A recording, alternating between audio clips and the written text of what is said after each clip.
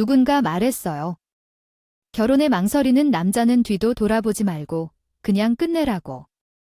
그걸 기다리고 붙잡고 결혼해봐야 좋은 꼴 못 보고 나중에 후회한다면서. 아마 제가 결혼 전이었다면 그런 이야기가 들리지도 않았겠지만 단 말씀만 다 봐서 그런 것 같아요.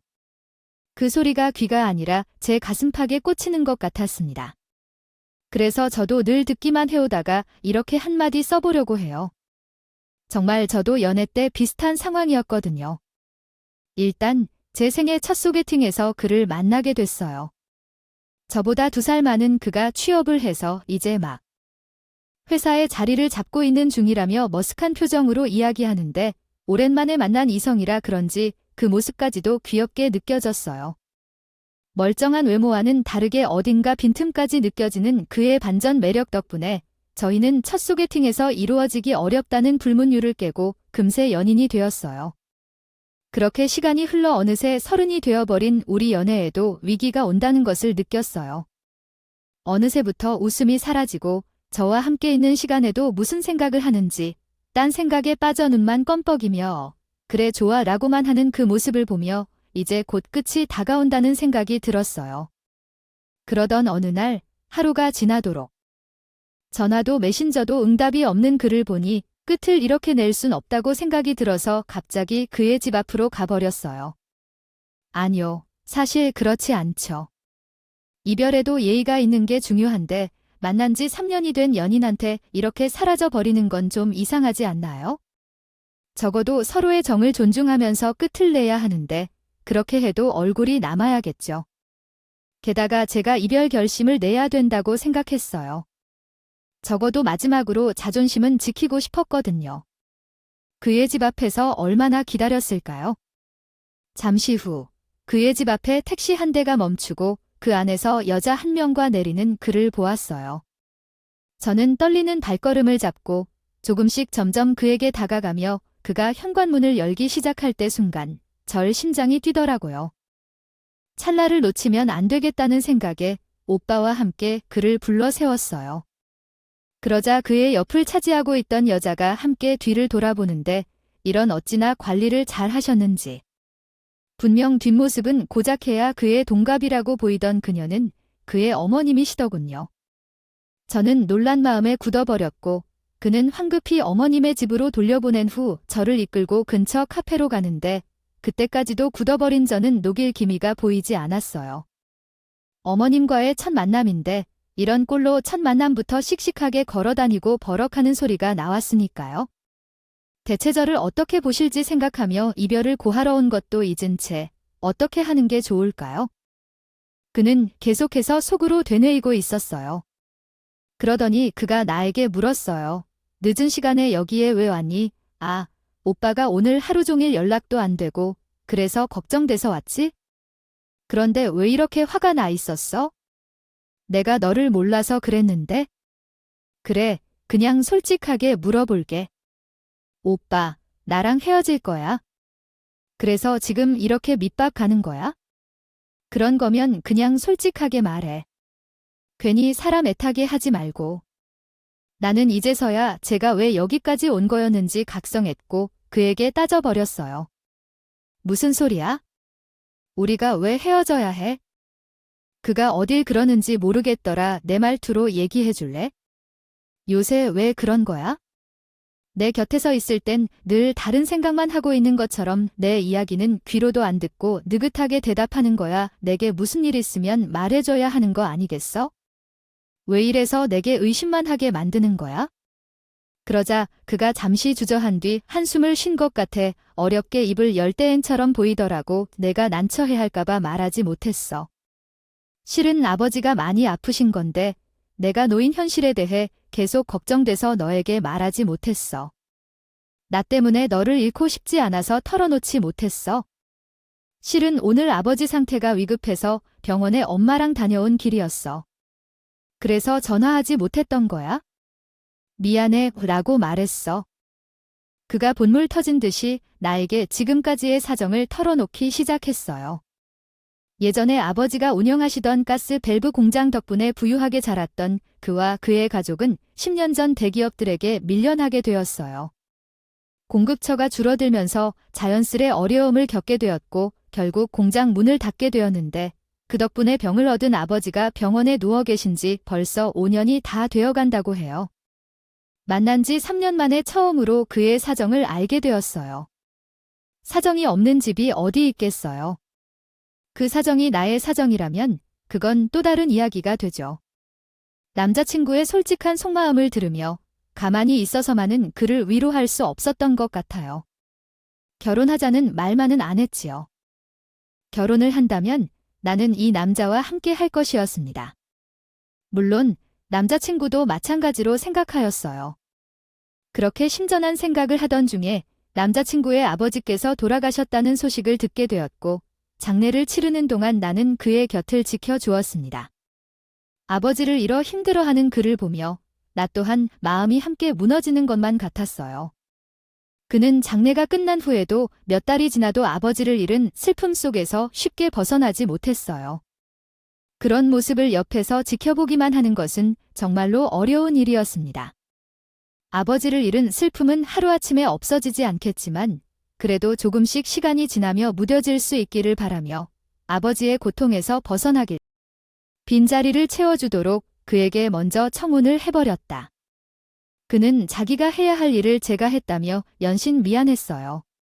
그러더니 결혼했다고 후회하지 않도록 해줄 것이며 저에게 결혼을 해주겠느냐고 반지를 끼워주며 말했습니다. 약간 숙여져 있는 것 같아서 마음이 따뜻해졌지만 오랜만에 미소 지어주는 그의 얼굴을 보니 반가웠어요. 그러한 이유로 우리는 결혼 전쟁에 참전하게 되었고 그 과정에서 우리 사랑과 열정이 우리가 가진 유일한 무기가 되었어요. 물론 전쟁에서 승리를 이끌어낼 수 있다고 생각했지만 매우 어리석었던 것이었습니다. 잠시 후 이 전쟁에서 상황이 갑자기 역전되며 이를 바로 알게 되었습니다. 우리 집은 영어로 노멀이라고 불리우는 수준으로 한국어로는 보통 정도에 해당했습니다. 아버지는 회사원이고 어머니는 저축과 재테크를 중요시하는 주부였기에 우리 집은 부유하다고 할 수 있는 것보다는 이번 달에도 아무 희망 없이 빛을 보지 않으면서 살 수 있는 것만 유지하는 평범한 가정이었습니다. 그래서 저와 제 오빠는 어린 시절부터 우리가 할 수 있는 것들을 계속해서 배워나갔습니다. 저희는 자신들이 힘으로 해왔던 일이 익숙했고 작년에 결혼한 친오빠도 집에 대신으로 도움을 받기보다는 새언니와 함께 일할 수 있는 범위 내에서 결혼 준비와 신혼집을 포함해 여러 일을 해왔기에 저희 또한 그 습관을 계속했습니다. 그래서 제게는 아무런 거리낌이 없었어요. 저와 제 남자친구는 친오빠 부부로부터 조언을 받아 허름하게 행동하는 대신 앞날을 준비하는 데 집중하기로 결정했어요. 우리 부모님은 자식들이 스스로 살아가며 결혼하는 것만으로도 큰 일이라며 이야기했습니다. 무슨 일이 있어도 우리가 원하는 대로 하라며 어려움이 있을 때는 손과 발이 모두 잘 되어 주겠다고 해주셔서 우리의 마음은 한결부터 된 것 같습니다. 그날은 가벼웠어요. 결혼 준비를 위해 여기저기 푼 한 개라도 더 아끼려고 노력하고 있던 차가 있었죠. 그런데 그의 남자친구로부터 예비 시어머니로부터 연락이 왔어요. 일정이 끝나면 집에 들르고 같이 저녁을 먹자는 제안을 받았고 이제 곧 가족이 될 존재로서 조금이라도 서로 더 가까워져야 한다는 말씀을 듣게 되었죠. 시어머니의 말씀이 옳다고 생각되어 망설임 없이 예비 시댁으로 향했어요. 앞으로 함께 할 많은 식사들을 생각하니 마음이 한결 편했죠. 이렇게 저녁 식사 자리를 마무리하고 예비 시어머님이 안방으로 호출하셔서 살며시 들어갔습니다. 그런데 예비 시어머님은 종이 한 장을 내밀며 저희 신혼 가구를 마련하는데 돈의 의미로 받는 줄 알아서 깜짝 놀라서 괜찮다고 말하며 손을 살해했습니다. 시어머니는 제 모습을 보고 왜 이래? 라는 표정을 짓고 내가 생각한 그것이 아니냐면 열어봐 라고 하셨습니다. 봉투 안에는 한 장의 종이가 들어있었고 그 위에는 의미를 알 수 없는 목록이 적혀 있었습니다. 종이를 꼼꼼히 읽고 있는데 시어머님은 제 모습이 답답해 보이셨던 것 같습니다. 종의 정체를 말해주시더군요.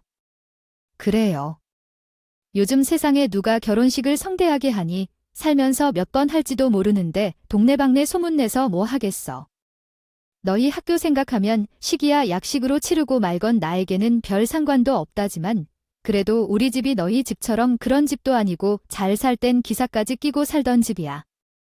우리 집에 그런데 아무리 약소하다 해도 예단이 아예 없는 게 말이 되니 예전 같았으면 소방 맞아 얘기제서야 그 종이 위에 적힌 모피가 어떤 의미인지 알아차릴 수 있었어요. 예단도 약식으로 그냥 간단하게 종에 써진 브랜드 이번 신상 모피. 옛날에는 이부자리를 받다 누가 이제는 예단으로 이불자리를 해 실용성 있게 하는 식기 세트만 정리하자 하면서 나는 정말 줄이려고 애썼다. 엊그제 염색했던 새치가 다시 나온 줄 알았는데 너도 종이가 사지만 글씨보다 여백이 더 많아 보이네. 우리 집에서 너희 집의 수준에 맞추기가 어렵다고 생각돼. 딱 성이나 어디 나가도 너희들에게 욕먹지 않을 정도로만 적었어. 예비 시어머니의 매우 당당한 태도에 말문이 막혀버려서 종이를 챙겨 예비 시어머니의 집을 떠난 내내. 이런 상황에서 어떻게 해야 할지 고민했어요. 이해가 돼요. 둘 다 단지 회사원 생활을 3, 4년 정도 한 사람인데 결혼 준비를 위해 직장을 담보로 대출받은 상황에서 몇백만 원을 모피와 그릇 세트에 쓰는 게 너무 사치일 것 같았어요. 결혼 준비하면서 여유가 있었다면 직접 선택했을지도 모르지만 지금은 제 생각에는 분수를 넘는 사치품을 어림없이 사야 했어요. 몇 일을 심사숙고한 끝에 결국 시어머니께 전화를 걸어 말씀드리기로 결심했어요. 수밖에 없었어요. 어머니였어요. 그래. 무슨 일이니? 왜 내가 말한 것들이 벌써 품절이 된 거니? 나 어머님, 안 그래도 그것 때문에 말씀드릴 거 있어서 전화드렸어요. 다름이 아니라 실은 저희가 지금 제 힘으로 결혼 준비하고 있는 건 아시죠? 그러다 보니 돈이 많이 부족해서 대출까지 받은 상황이라 말씀 주신 건 지금 제 형편으로 해드리긴 어려울 것 같아요. 죄송해요. 아니, 그런 거면 정이 줄 때 얼굴 보고 딱 잘라봐야 되지 그랬는데. 사람이 앞뒤 다르게 한참 지라고서야 전화로 이렇게 말하면 내가 뭐가 되니? 그리고 말이 나왔는데 대출을 받는 김에 이것을 먹을 수 있는 것 같아서 조금 더 받아서 살면 되지. 그래도 이것은 가족이 될 첫 시작이니 이런 사소한 일로 서로 기분이 상할 일이니 어째서 그렇게 생각하는지 짧게 느껴지나. 우리 시어머님은 정말 힘들고 만만치 않으신 분이셨어요.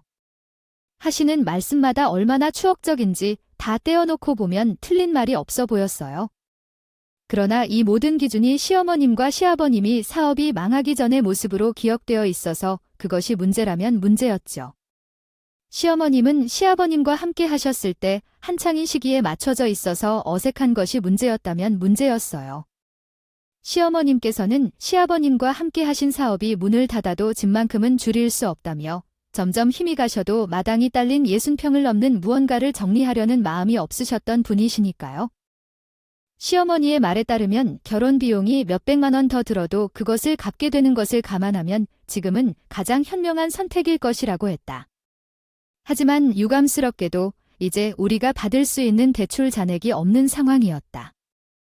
결국 신혼집 현관 하나를 정성스럽게 마련했지만 우리가 받을 수 있는 대출 한도를 모두 사용한 상황이었기 때문이다. 결혼 준비는 순조롭게 진행되다가도 예상치 못한 위기에 직면해 결혼을 앞둔 새로운 신부가 아닌 마치 물에 젖은 잡초처럼 몸부림치며 힘겹게 웅크리는 날 흐느끼는 채 방 안에 있는 모습을 보던 엄마가 나의 방으로 들어와 봉투 하나를 내밀었다. 이젠 정말로 봉투만 봐도 노이로제가 걸릴 것 같다. 그러더니 엄마는 저에게 이것보다 더 중요한 사실을 알려주었다. 결혼 준비를 하라며 아버지 몰래 엄마가 오랫동안 모은 돈으로 결혼을 도와줄 것이라고 했다. 오빠가 결혼할 때 받았던 돈을 생각하면서 걱정하지 말라며 미안하단 말씀을 하셨다. 순간 저도 모르게 엄마 품에 안겨 울고 말았다. 봉투 안에는 1,000만 원짜리 투표권이 들어있었다. 가정주부였던 엄마가 몇십 년 동안 돈을 모았다는 사실에 감동을 느끼며 속상하고 미안한 마음이 들었다. 그 돈으로는 시어머니께 드릴 모피와 식기 세트를 사야 한다는 일도 함께 생각하니 한편으로는 고마운 마음이 들었다. 분통이 터진 것 같아요. 결국 저는 엄마에게 이런 일이 있었다고 말해서 실직하게 되었고 엄마가 어렵게 모은 돈으로 시어머니 예단을 준비해도 될지 물어보았어요. 그러자 엄마는 흔쾌히 그러라고 했는데 준 돈이라며 결혼을 하면서 필요한 부분 중 하나라며 짧게는 몇 년에서 몇십 년을 함께해야 하는 가족이라고 말했어요. 또한 서운하고 마음 상할 일이 얼마나 많을지도 언급하셨는데 이것이 돈으로만 해결할 수 있는 문제가 아니라는 점에서 얼마나 다행한지 말씀하셨어요. 그런데 문득 엄마의 옷장에는 모피는 고사하고 입을 만한 겨울 외투는 있었던지도 모르겠어요. 생각이 들었어요. 결국 엄마의 도움을 받아 시어머니 예단을 사다 드리면서 무사히 결혼식을 올릴 수 있었고 결혼식을 하던 날 언젠가는 엄마에게도 좋은 모피코트 한 벌을 꼭 선물해 드리겠다는 마음을 담아 엄마를 위한 모피코트 통장을 만들었어요. 그렇게라도 고마운 마음을 잊지 않고 싶은 딸의 마음을 담아 말이에요. 결혼 전쟁도 이렇게 서막을 내린 듯 보이던 어느 날 시어머니로부터 전화가 와서 무슨 일인가 싶어 전화를 받게 되었어요. 그러자 어머님은 다짜고짜 인사도 없이 대뜸 묻기 시작했어요. 여보세요. 어머님 무슨 일이세요? 너희 집 전세가 얼마였죠? 얼마나 들어갔다고 했더라고요? 갑자기 왜 우리 집이 전세인가요? 아니, 그래도 거기에 지하철도 몇 개 있고. 하다 보니 저기 이상하고 넘어져. 하지만 아니다. 나는 지금 부동산 근처에 있어? 물어보세요. 너희 집 주소 하나 찍어서 보내라. 지금 당장. 갑자기 전화를 해서 우리 집 전세 시세에 대해 물었어. 용건이 끝났는지 전화를 끊었어. 시어머니 왜 그래? 저를 아주 불안하고 찝찝하게 만들었어요. 대체 왜 갑자기 우리 집 전세 시세가 궁금했는지, 대체 무슨 일을 꾸미시는 건지 알 길이 없어. 나는 당황했고 불안한 마음을 가슴에 품고 하루하루를 보내야만 했어요. 그리고 얼마 지나지 않아 우리의 불안은 현실이 되어 닥쳤어요. 남편이 퇴근하는 시간에 집밥을 준비할 준비를 하고 있었는데 오랜만에 반차를 내고 저녁 식사 준비를 하고 있었죠. 그런데 그날은 일찍 집에 돌아온 탓에 제 서프라이즈는 무산이 되고 말았어요. 서프라이즈가 무산된 것만으로 충분치 않았는데 남편 뒤를 이어 등장한 시어머니 덕분에 저는 아쉬움이 공포 스릴러처럼 변해버렸어요. 남편은 여러 차례 전화했는데 받지 않아서 어쩔 수 없이 시어머니를 데리고 올 수밖에 없었다고 했어요. 남편이 퇴근하기 전에 이미 집 앞에서 시어머니를 기다리고 있었다는 얘기를 듣자 남편을 기다리고 계셨던 시어머니의 이야기로 더욱 조울함이 밀려왔어요. 제가 차 한 잔을 내어드리며 시어머니에게 왜 오신 건지 물으니까요. 방금까지도 집에 먼지가 많다며 흐뭇한 표정을 지으시던 시어머니께서 눈물 흘리시는 게 아닐까요? 그러더니 훌쩍이던 눈물은 갈수록 세지며 대성통곡을 하셨어요. 아니, 내가 진짜 도라지네. 아빠 공장 볼 때마다 어떻게 지키던 집인데 어디가 홀린 건지 집을 담보로 대출 받아버렸지 뭐니? 내 집을 담보로요? 얼마나 받으셨는데요? 아니, 왜 받으셨어요? 어디에 쓰려고요? 많이는 아니야. 한 2억 정도? 네, 2억이요. 아니, 좋은 투자처가 있는데 아무리 긁어 모아도 돈 나올 구석엔 집밖에 없는데요. 어쩌니 돈이 눈앞에 흙 뿌려진다는데 그걸 안 죽고 베껴. 아니, 그래서 어떻게 된 건데? 그래서야 내 꼴을 보면 모르겠네. 은행도 그런가 봐. 기다리면 다 어떻게 해서 갚을 돈이 있다고 하는데 그걸 못 기다리고 당장 돈을 갚으라고 독촉장을 보내서 그래. 자고로 투자는 시간이 돈이라는데 무슨 은행이랑 사채권도 아닌데 돈을 내놓으라고 매일 전화 오고 집으로 독촉장을 보내고 정말 무서워서 살 수가 없어. 그래서 말인데 내가 알아보니까 너희 집 전세 시세가 이 형님보다 나온다고 하는데 거기서 딱 2억만 빌려줘. 응, 진짜 어이가 없어서. 코도 막히고 귀도 막힐 노릇이었다. 시어머님은 우리 부모님보다도 젊으시다. 그만큼 어려서부터 고생한 적이 없어서 그런지도 모르겠다. 얼핏 보기에는 30대에서 40대보다도 건강하시게 보였다.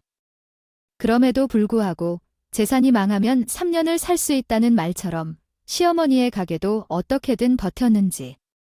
시어머니는 사업에는 한 번도 손 대본 적이 없었고 남은 재산으로 살아가셨다. 말하자면 고작 한 채의 집만 있는데 무려 20억 원이나 투자를 하셨다던데. 하이 리스크, 하이 리턴인지라 이해가 안 돼. 나는 낯선 로우 리스크의 세상에서 살아온 서민으로서는 이 행동을 이해할 수가 없다. 저는 이번에야말로 딱 잘라 손을 그어야겠다 싶었고 시어머님께 우리 집은 건드릴 수 없다고 말씀드렸어요. 그러자 잠시 후 시어머님은 자식이 돼서 부모가 지금 길거리에 나앉게 생겼는데도 혈액이나 눈물 없이 이렇게 딱 잘라 말할 수 있느냐며 마치 억울한 일을 당한 사람처럼 가슴을 내리치며 광분했는데 돌더니 잠시 후 숨을 쉬기 어려운 듯 가쁜 호흡을 내쉬며 갑자기 눈이 부르르 떨리기 시작하면서 눈알이 앞뒤로 돌아가는 것을 보았는데 저는 살면서 처음으로 사람이 그렇게 쓰러지는 모습을 목격했어요. 놀란 마음에 어떻게 될지 생각하며 곧장 119에 전화를 걸어 응급차를 호출했습니다. 수밖에 없었고 결국 시어머님은 절도하듯 쓰러진 지 얼마 되지 않아 도착한 구급대원들 덕분에 큰일이 닥치기 전에 병원으로 수송될 수 있었어요. 너무 놀란 나머지 저의 다리가 풀려버려서 무서운 마음에 병실로 들어갈 수 없어서 병원 앞 벤치에 앉아 있었습니다. 그러던 중에 남편으로부터 드디어 시어머님이 깨어났다는 전화를 받고 그제서야 병실로 갈 수 있었어요. 시어머님은 눈을 뜨자마자 저를 보고는 다시금 눈물이 병원 베개 위로 주르륵 흐르도록 하시기를 기대할 수밖에 없다고 생각하면서 어찌 내가 할 바를 모르고 난감해졌습니다. 결국 시어머님은 한동안 안정을 취해야 했습니다. 2번까지 한 것은 맞았지만 잘못한 건 없었어요. 마음속에서 죄책감을 느꼈던 저는 매일 시어머니가 계시는 병원으로 퇴근했어요. 시어머니는 저를 볼 때마다 서운해하며 제발 2억 원만 달라고 하셨는데 그간 바람이 점점 세지면서 결국은 주변 사람들이 저를 비웃기도 했어요. 시어머니는 제가 돈을 빌려줄 여지가 없어 보였는지 어느 날은 저를 놓고 집에 대한 추억을 들려주셨어요. 우리 아들 명훈이가 태어나고 3살 때쯤 아버지는 아들이 뛰어놀 때가 있어야 한다고 하면서 당장이라도 집으로 이사를 가야 한다고 말씀하셨는데 이게 무슨 소리야. 마가장아장 걷는 애를 보면서 마당이 있어야 하는 거겠지 생각했었는데 생각해보니 명훈이도 처음으로 자전거를 탄 건 여기서였군. 여기저기 돌아다니시던 시아버지를 떠올리며 추억 가득한 나머지 우리 집을 접을 때도 이 집만큼은 소중히 지켜야겠다 결심에 엄청나게 애를 썼었을 거야. 하지만 이 집까지 사라지면 더는 살 이유가 없어서 그냥 요양원에 들러서 죽어야겠다고 생각했어. 추억도 없는데 왜 살아야 할까? 집이 없어지면 죽은 것과 다름없다고 말씀하시는 시어머니를 보며 어찌할 바 없는 게 느껴졌어요. 결국 결심은 사람은 살려보자 하는 생각으로 많은 고민 끝에 시어머니께서 우리 집을 그냥 가져가기는 어려우니